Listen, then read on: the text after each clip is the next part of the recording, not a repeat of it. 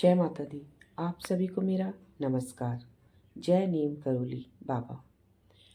Facebook और Apple के प्रमुखों को भारत के इस आश्रम में क्या मिला जिसने बदल दी इनकी जिंदगी। भारत आध्यात्मिक शक्ति और चमत्कारी संतों के लिए दुनिया भर में जाना जाता है। जब दुनिया में कहीं समाधान नहीं दिखता तब दुनिया भारत की ओर देखती है। इसका जीता जागता प्रमाण दुनिया की सबसे बड़ी टेक कंपनियों के कर्ता धर्ताओं ने महसूस किया और लोगों को बताया।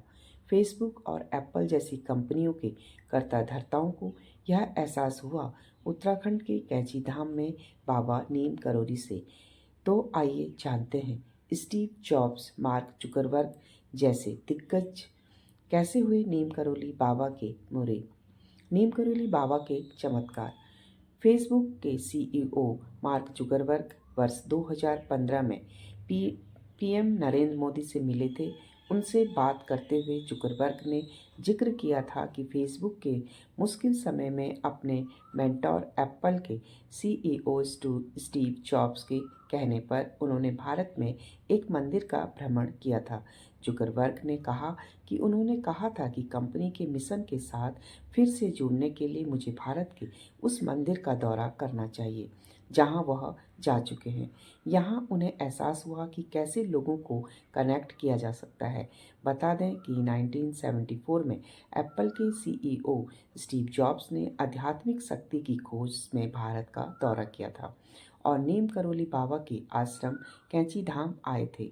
हालांकि उनकी मुलाकात बाबा से नहीं हो पाई, लेकिन वह आश्रम में रुके थे। स्टीव जॉब्स भी गए थे कैंची धाम आश्रम। कहा जाता है कि 1974 में स्टीव जॉब्स बाबा अपने जीवन का सच जानने भारत आए थे। उन्हें यहाँ आने की प्रेरणा अपने दोस्त रॉबर्ट फ्रिडलैंड से मिली थी, जो 1973 में भारत आए और बाबा नीम करोली के साथ रहे थे। बाबा बाद में जब स्टीव जॉब्स 1974 में नीम करोली बाबा के आश्रम पहुंचे, लेकिन इससे पहले 1973 में ही बाबा देह त्याग चुके थे। लेकिन स्टीव जॉब्स नैनीताल के कैंची धाम में रुके और कुछ समय यहाँ गुजारने के बाद अमेरिका लौट गए और एप्पल कंपनी बनाई। फिर पीछे मुड़कर कभी नहीं देखा। क्या कहा था स्टीव जॉब्स ने? एक बार जॉब्स ने बताया था कि मैं भारत यह जानने के लिए आया था कि मैं कौन हूँ। मैं अपने माता पिता के बारे में जानना चाहता था क्योंकि मेरे पालक माता पिता पॉल जॉब्स और क्लारा ने मुझे अनाथालय से गोद लिया था। 1974 में स्टीव भारत आए और हरिद्वार कुंभ मेले में समय बिताया। वहाँ से नैनीताल चले गए। यहाँ से वे जहाँ ठहरे वहाँ उन्हें स्वामी योगानंद परमहंस की आत्मकथा ऑटोबायोग्राफी ऑफ ए योगी मिली।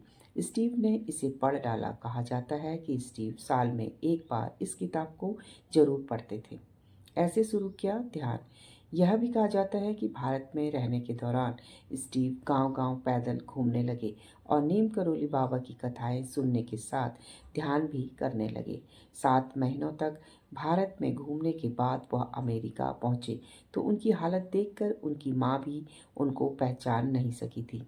स्टीव जॉब्स की अंतरयात्रा आगे भी चलती रही। वह जैन, बौद्ध, हिंदुत्व में आत्म साक्षात्कार की तलाश करते रहे, लेकिन मंदिर अंदर बाबा नीम करोली का स्थान रहा।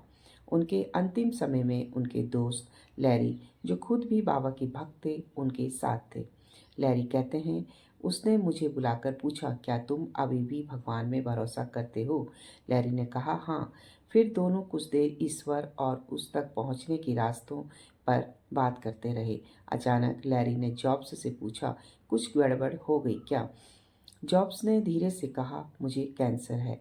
स्टीव जॉब्स की मौत 5 अक्टूबर 2011 को अग्नाशय या पैंक्रियास के कैंसर से हो गई। कहा जाता है कि 5 अक्टूबर 2011 को स्टीव जॉब्स की कैंसर से मौत हो गई और यह भी कहा जाता है कि उनकी मौत के बाद उनके तकिए के नीचे से बाबा नीम करोली का छोटा सा फोटो मिला था।